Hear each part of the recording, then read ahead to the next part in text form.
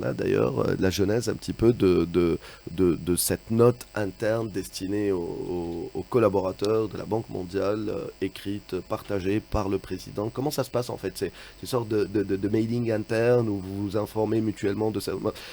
Déjà comprendre l'origine même de ce texte. Voilà. Alors d'abord, une pensée pour toutes les femmes de Tunisie et du monde, c'est la journée de la femme. Tout à fait. Et sur cette note interne, eh bien en fait, depuis une semaine, il y a eu beaucoup de choses, il y a eu des inquiétudes sur ce qui est pour nous des valeurs qu'on affirme très clairement sur les questions de racisme et de discrimination. Donc il y a eu des inquiétudes qui sont montées. Et donc le président, après avoir consulté en interne, a jugé nécessaire de faire une note interne pour réaffirmer nos principes et rassurer les gens de chez nous qui étaient inquiets. Alors, euh, inquiet par rapport à quoi? Enfin, vous-même, vous vivez ici. Enfin, qu'est-ce que je dis pas qu'il y a eu. Enfin, par rapport à quoi? Par rapport à certaines déclarations, par rapport à certains faits. Parce que là, moi, je vais dire en direct, hein, sans langue de bois, mais sans donner des détails sur d'autres sources. Mais je suis, de par le métier que je fais, contacté par d'autres personnes de l'étranger, parfois installées ici, qui m'envoie. J'ai même reçu une vidéo la semaine dernière d'un crime horrible, mais il suffisait de voir les voitures, les gens qui parlaient. C'était même pas en Tunisie, alors que la vidéo est circulée dans une institution internationale que je vais pas citer, et on m'a même envoyé des captures d'écran de discussion de personnes dans cette institution qui n'est pas la vôtre, qui étaient en train de dire qu'allons-nous faire pour nos chers collègues qui sont dans ce pays-là, où on est en train de tuer, etc. Enfin voilà, il y a eu beaucoup de choses. Donc qu'est-ce qui a vraiment motivé cette note interne? C'est politique, c'est les déclarations, c'est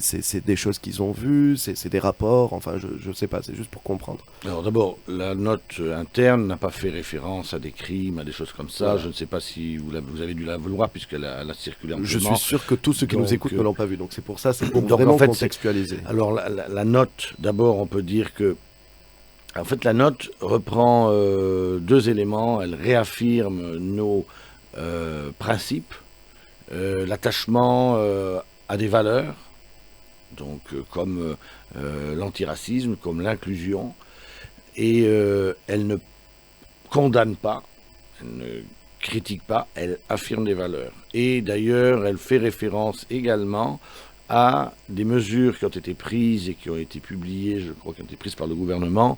Je crois que c'était une annonce du 5 mars. Donc voilà. Et d'autre part, elle réaffirme l'attachement à la sécurité de son personnel. Voilà. Donc c'est ça. Ça se limite à ça. Mhm. Enfin, c'est en même temps très important pour nous, très important pour notre staff. Il y a eu effectivement un certain nombre de déclarations qui ont été ensuite révisées. Il y a eu des inquiétudes dans le pays, que ce soit des informations qu'on a collectées. On a collecté des informations auprès de, plus généralement en Tunisie, auprès de notre personnel, et ça a été communiqué, et donc il a été estimé qu'il était nécessaire de faire une note interne. Donc il ne s'agit pas d'un communiqué officiel, il ne s'agissait pas d'un communiqué officiel au départ, il s'agissait d'une note interne. Voilà.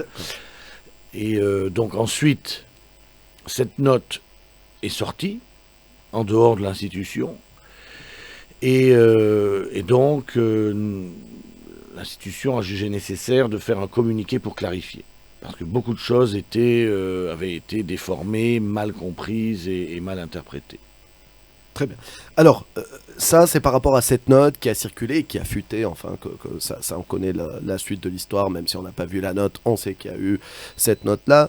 Tout de suite derrière, enfin quelques heures après, communiqué. Moi, je l'ai reçu personnellement, en tout cas, nous, en tant que membre de la presse, donc on a reçu, moi personnellement, de mémoire 21h36, donc un communiqué de la Banque mondiale qui reprenait dans sa première partie euh, tel que vous venez de le faire d'ailleurs, la note, un petit peu la jeunesse de la note, et puis dans une deuxième partie, les clarifications. Alors, moi j'ai envie de les écouter, je rappelle à nos auditeurs, votre invité, ضيفنا الآن في اللحظات هذه السيد ألكسندر روبيو مدير عمليات البنك الدولي في تونس.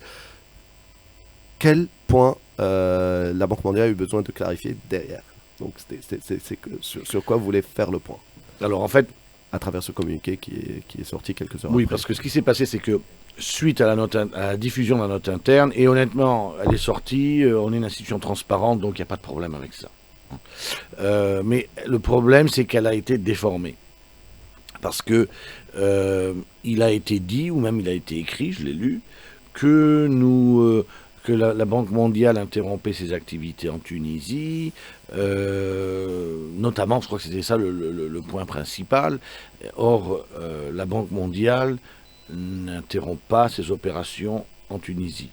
Nous sommes présents, nous avons un programme très important, actif, nous préparons des opérations à venir, donc il n'y a pas d'interruption de nos programmes. Je pense que c'était... Dans le communiqué, on a réaffirmé nos principes, mais surtout on a clarifié que nous continuons à travailler avec la Tunisie. Nous sommes attachés à aider la Tunisie, à travailler avec la Tunisie. D'accord, alors moi je vais rapidement lire la partie, je vais la lire en français pour que vous puissiez réagir derrière, même si vous la connaissez. Mais le travail du groupe de la Banque mondiale en Tunisie est consacré à améliorer les conditions de vie de tous les citoyens résidents ou migrants. Nous restons pleinement engagés dans nos opérations en Tunisie, donc ça c'est clair, œuvrant pour ses habitants dans le respect de nos valeurs. Donc ça aussi c'est clair. Par ailleurs, les discussions sur le cadre de partenariat pays de la Banque mondiale avec la Tunisie définissant les orientations stratégiques des engagements opérationnels à moyen terme ont été temporairement suspendues par la direction. Le dialogue et l'engagement avec les autorités tunisiennes sont maintenus. Donc là, ce qui n'est pas clair, c'est que, enfin, voilà, c'est ça ce que j'aimerais bien comprendre, c'est nous restons pleinement engagés dans nos opérations. Derrière, donc, les discussions sur les orientations stratégiques sont suspendus, enfin temporairement suspendus par la direction. Mais en même temps, ça c'est moi qui ajoute, le dialogue et l'engagement avec les autorités tunisiennes sont maintenus. C'est ça ce qui a... Alors, d'accord. Alors peut-être que... Alors, vous prions de nous excuser pour un jargon qui est peut-être trop bureaucratique, mais en fait, c'était pas évident sur effectivement. Alors, faire preuve de diplomatie, limite, c'était plus que de la diplomatie que de la com. Je sais que c'est important, ça reste une institution internationale. C'est pour ça que j'ai envie d'écouter. Alors clairement, quelle est la position aujourd'hui? Alors d'abord, non, mais peut-être que je vais clarifier parce que la manière dont nous fonctionnons, on a la Banque mondiale, comme vous le savez, apporte à la Tunisie et à beaucoup d'autres pays à la fois des financements et du conseil. Généralement, c'est basé sur les plans stratégiques des gouvernements, donc dans les priorités, dans le respect des valeurs, nous l'avons dit, mais donc les priorités des gouvernements, nous nous alignons sur ces priorités et nous décidons avec les gouvernements sur quelle thématique contribuer. Et donc, à partir de là, on fait soit des activités de conseil, en général ça vient avant, soit des activités de financement. Et c'est ce qu'on appelle les opérations. Et donc, dans ce cadre-là, on a ce qu'on appelle un cadre de partenariat ou une stratégie, un document de planification qui permet en accord avec le gouvernement, de dire voilà, sur les 4-5 prochaines années, on va faire telle chose. On va se concentrer sur, je ne sais pas, l'énergie ou la protection sociale, l'agriculture, l'éducation, etc. Et donc, ce document, ensuite, est présenté à notre conseil d'administration et c'est, si vous voulez, ça permet de donner des orientations. Voilà. Et donc, on a d'un côté nos activités et on a un cadre, je dirais, de planification qui permet de guider sur le moyen terme ces activités. Donc, ce qui s'est passé là, c'est que le dialogue est maintenu. Hier, d'ailleurs, j'ai eu des échanges sur des aspects de travail. Moi et mes équipes avons eu des échanges hier et avant-hier avec des représentants du gouvernement et nous continuons à en avoir et nous continuons à travailler sur les activités. Ce qui a été décidé, c'était de mettre en pause la soumission à notre conseil d'administration de ce document de planification, de cette stratégie pluriannuelle. Voilà. Parce que il nous semblait être nécessaire de clarifier d'abord ces principes, et également dans la situation dans laquelle on était, même je pense que ça n'aurait pas rendu justice à ce document que de le présenter à la date qui était prévue. Parce que ça aurait été brouillé par ces discussions, ces préoccupations, etc. Donc je pense qu'il y a eu... je crois que le management de la banque a essayé de faire les choses dans l'ordre, de dire, bon, avant toute chose, on clarifie sur ces points-là. On réassure en interne. On a ensuite émis ce communiqué, et puis ensuite, on va voir comment on va opérer pour la finalisation, enfin pour l'approbation de cette stratégie. Mais d'ailleurs, je crois que ça, le gouvernement l'a bien compris. Il y a eu un interview hier de Monsieur le ministre de l'économie et du plan, et nous sommes parfaitement alignés là-dessus. Il y a eu également une intervention de notre vice-président, Monsieur Ferid Bellage, et on est alignés sur ces points-là. Mmh. Mais permettez-moi de dire quand même, c'est bien plus clair maintenant, en tout cas, du moins, voilà. Ça, c'est par rapport à ce communiqué. Donc, aujourd'hui, quand même, le cadre stratégique, enfin, ce cadre pays, Banque mondiale, Tunisie, est suspendu, est en pause pour le moment. Quel impact, justement, aujourd'hui, pour ça? Enfin, moi, moi, j'ai essayé de l'expliquer à ma manière, je peux me tromper, d'ailleurs, ça. Je vais inverser les rôles et me challenger moi-même par vous, inviter mes... Vous connaissez votre métier peut-être certainement, enfin mieux que moi, vous connaissez le fonctionnement de la Banque mondiale. Ça fait depuis 2021 de toute manière que ce cadre est périmé entre guillemets, qu'il n'y a pas eu un renouvellement. Le précédent. Il s'est terminé en 2021. Là, on parle parce que c'est ça ce qui a créé l'amalgame, c'est-à-dire ils se sont dit pas de cadre, enfin les gens interprétaient que donc du coup plus de décaissement, plus d'argent, plus de relations avec la Banque mondiale. Moi ce que je voulais dire, à moins que je me trompe et que j'ai pas bien révisé et qu'on n'a pas bien suivi, je rappelle que j'anime la matinale d'une radio à vocation économique qui suit très bien la chose économique dans notre pays. Depuis 2021, on est en 2023, on n'avait pas d'accord cadre, enfin stratégique, ça n'a pas empêché, je pense sur ces 2 années, je sais pas, il y a eu à vue d'œil quelques centaines de millions d'euros de décaissés entre dons et prêts, etc. Enfin des opérations où je me trompe. On pourra vous embaucher comme consultant en suivi évaluation de nos procédures. C'est ça notre rôle un petit peu. Mais c'est ça, on est bien d'accord, il y a eu 2 années où il n'y a pas eu... Un peu moins, mais effectivement, mais disons que... Ça ne touche en rien la teneur de ce qui a été déclaré par le président ou le communiqué. Je ne dis pas qu'il y a... Enfin, il y a quand même cette annonce, il y a quand même cette déclaration, mais je parle du lien de cause à effet. Des gens ont dit, puisqu'il y a ça, donc il n'y a plus d'argent. Donc il n'y a pas ça, c'est à moins que je me trompe, c'est ce que je voulais vérifier. Il n'y a pas ça depuis 2 ans, mais ça n'a pas empêché qu'il y ait... de nous permettre de clarifier. Alors, d'une part, effectivement, donc, ce sont 2 choses distinctes. Il y a les opérations, les activités et l'affirmation de nos principes. Alors après, dans certains cas, les choses auraient pu aller plus loin, mais ce n'est pas le cas ici.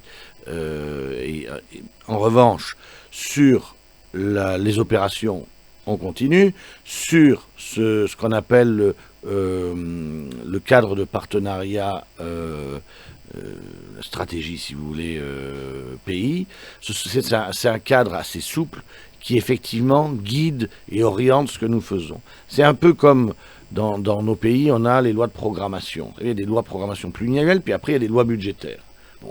Pour ceux qui connaissent un peu les finances publiques, les lois de programmation doivent être respectées, mais c'est plutôt une orientation, un guide.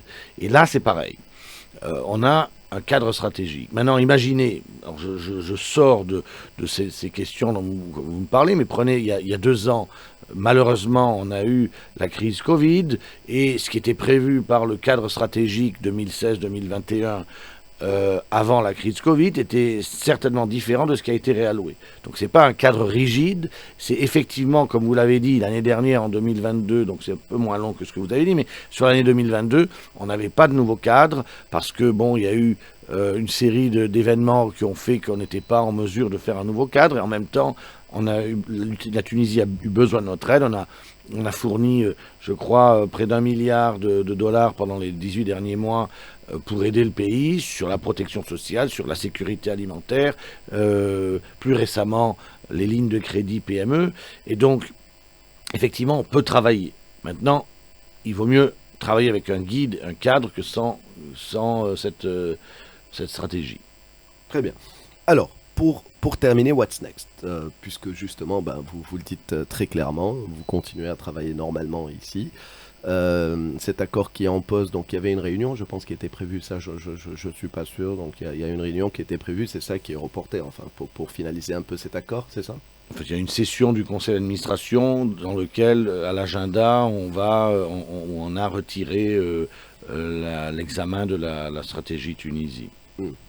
Et donc, ce sera effectivement dans une séance ultérieure. Alors, what's next pour nous, ce qui va venir, c'est d'abord, je me répète, les choses, on suit comment les choses évoluent, elles évoluent dans le bon sens, et on en est ravis. Il y a eu la publication de la présidence de la République quelques heures avant cette publication. Est-ce que cette publication est arrivée avant de voir ce que la présidence de la République a publié, ou c'était pas assez, ou trop peu, ou bien mais trop tard, ou voilà, vraiment ça s'est joué à moins de 24 heures entre la publication officielle des décisions du président de la République et cette publication du président de la Banque mondiale.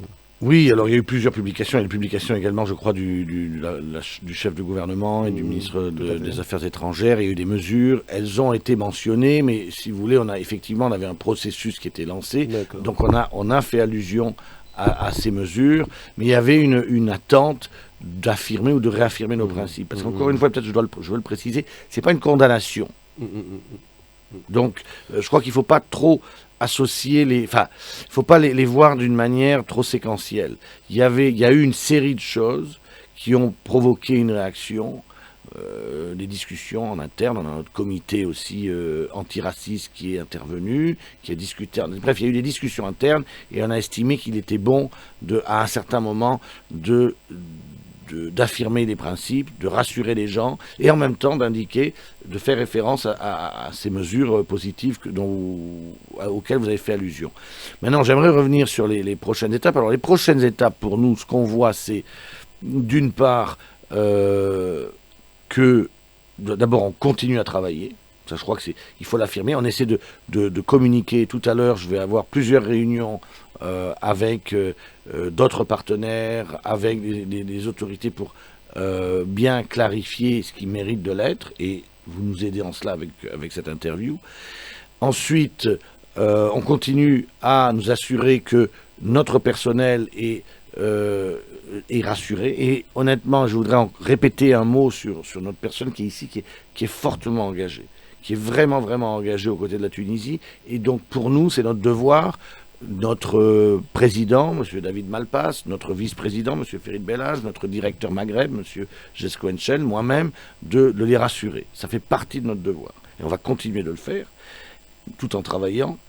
Et puis ensuite, on va voir comment, lorsque les choses seront un peu apaisées, quel sera le moment opportun pour remettre en examen au conseil d'administration. En tout cas, espérons que tout ça évolue dans le bon sens, parce que moi je suis pas dans ce que des dieux, mais au moment où on parle, peut-être la Tunisie aura également une réaction au sein de votre conseil, peut-être que la Tunisie retire son représentant, peut-être, je sais pas, en tout cas, on espère de toute manière que tous les esprits se calment dans cette histoire. Clairement, de par vos déclarations, il y a clairement une nette nuance, des détails, mais de taille, si j'ose dire. Et puis, quand je disais... Si vous me permettez un dernier mot. Je pense qu'on a une relation historique avec la Tunisie. En entrant, j'ai vu qu'il y avait dans votre bibliothèque une photo du président Bourguiba. On a eu la première intervention de la Banque mondiale sur l'éducation, si je ne m'abuse, du temps du président Bourguiba. On est fortement impliqués, on travaille étroitement avec la Tunisie et les autorités tunisiennes. Je pense qu'on a une présence, une amitié qui fait que aussi nous avons, quand ça nous paraît nécessaire, un langage franc. Maintenant, effectivement, la Tunisie est souveraine et les décisions qui doivent être prises seront prises. Mais il y a eu une déclaration de notre gouverneur tunisien hier. Exactement, M. Samir Sayed. Voilà. Donc, moi, je pense qu'il faut regarder les choses de manière positive. On a plus de temps, je prends juste 5 secondes sur un chiffre, est-ce que voilà, les engagements continuent? Qu'allez-vous faire sur les prochains mois? Est-ce qu'il y a des annonces? Est-ce qu'il y a un programme? Est-ce qu'il y a, enfin... Alors dans l'immédiat, les choses les plus récentes, je pense qui méritent d'être signalées. Merci de me permettre de le signaler. On a un prêt sur une ligne de crédit pour les PME, pour améliorer l'accès au financement des PME de 120 millions qui vient d'être signé. Et on est en train de travailler avec les autorités et d'autres partenaires, avec également le gouvernement italien, pour le financement de la connexion Elmed, la connexion électricité entre la Tunisie et l'Italie. Voilà. Pour lesquels il y a déjà une mobilisation de 300 millions d'euros. De l'Union européenne, effectivement, de l'Union européenne, en dons. Et en don, et il y a une partie Banque mondiale, il y a tous les bailleurs, je pense, il y a quelques jours, vous l'annonciez vous-même dans un événement justement sur les questions stratégiques de l'énergie. Vous disiez que justement la Banque mondiale allait accompagner la Tunisie sur ce grand projet. Et je pense que la stratégie que la Tunisie ou le ministère de l'énergie a annoncé en ce jour, là, il y a quelques jours, est une excellente nouvelle, une excellente initiative que nous avons et que j'ai déjà eu l'occasion de féliciter et d'encourager. Et que vous allez soutenir, donc. Si tout à fait. Voilà. Bon, voilà, tout est clair. En tout cas, c'est assez clair. Merci beaucoup. Merci à vous. Shukran lik Saïd Alexandre Arobio. Donc, deux petites clarifications. Enfin, on vous aide à travers cette interview. Nous, on est là pour informer nos auditeurs. Et deux, pour la photo de Bourguiba, c'est plus la couverture d'un livre. Hein, même si on serait honoré, bien évidemment, d'avoir une photo de Bourguiba ici. C'est pas là le problème, c'est la couverture d'un livre dans la bibliothèque d'Express FM. Pour ceux qui ne sont jamais venus, donc à l'accueil, on a une belle bibliothèque où vous pouvez patienter en lisant des livres intéressants et des revues intéressantes. Voilà. شكرا لك ألكسندر روبيو. فاصل راجعين مع رئيس مجلس إدارة أكتيا من أهم لي جروب الفرنسيين اللي عنده استثمارات جديدة في تونس، آخرهم في صفاقس. باش نحكيو على الانكوباتور اللي أطلقته، باش نحكيو على لوبن انوفيشن، العلاقة اليوم كيفاش نجم تكون بين الستارت اب بي ام او ودي جروب كيما هكا. هذا الكل من بعد شوية مع جون